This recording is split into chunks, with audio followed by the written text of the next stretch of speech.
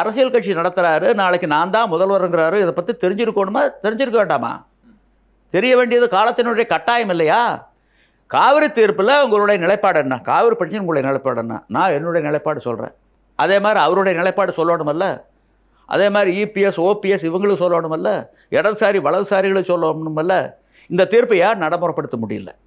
என்ன காரணம்? தீர்ப்பில் இருக்கக்கூடிய தவறு தான் காரணம். சரியான இலக்கை நோக்கி தமிழ்நாடு அரசு இந்த வழக்கை நடத்தவில்லை.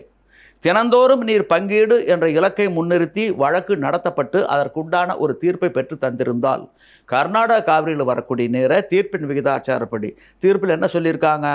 கர்நாடகாவுக்கு 284.75 டிஎம்சி, தமிழ்நாட்டுக்கும் புதுச்சேரிக்கும் 177.25 டிஎம்சி, கேரளாவுக்கு 21 டிஎம்சி. இந்த விகிதாச்சாரப்படி தினந்தோறும் பங்கிட்டு தமிழ்நாட்டுக்கும் புதுச்சேரிக்கும் உண்டான உரிமை நீர் தினந்தோறும் மேட்டூர் அணைக்கு கொண்டு வரப்பட்டு சேமிக்கப்படுவதாக இருந்திருந்தால் எதுக்கு ரிமாண்டில் உறவு கெடுது?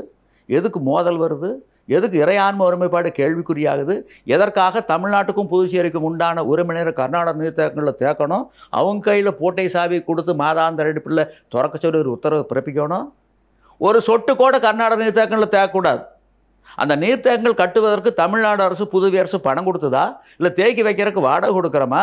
எந்த முகாந்தரத்தினுடைய அடிப்படையில் இவர்களுடைய உரிமை நீரை அவங்க அணையில் தேக்கி வச்சு மாதாந்திர அடிப்படையில் திறந்து விடுன்னு அவங்க கையில் போட்டை சாவி கொடுக்குறீங்க? இது எந்த விதத்தில் நியாயம்? என்ன தீர்ப்புது? இந்த தீர்ப்பில் எடுக்கிற தவறு தான் காரணம், இத்தனைக்கும் காரணம். இதை பற்றி என்ன கருத்து சொல்கிறார் அவர் நாளைக்கு விஜய்? அவருக்கு இந்த புரிதல் இருக்கும்னு நம்புறீங்களா? நீங்கள் நினைக்கிறீங்களா அவருக்கு இந்த புரிதல் இருக்கும்னு நினைக்கிறீங்களா? வாய்ப்பே இல்லை. அதான் அவரை பொறுத்த அளவில் யாரோ எழுதின வசனத்தை மனப்பாடம் பண்ணி ஒப்பிப்பவர்.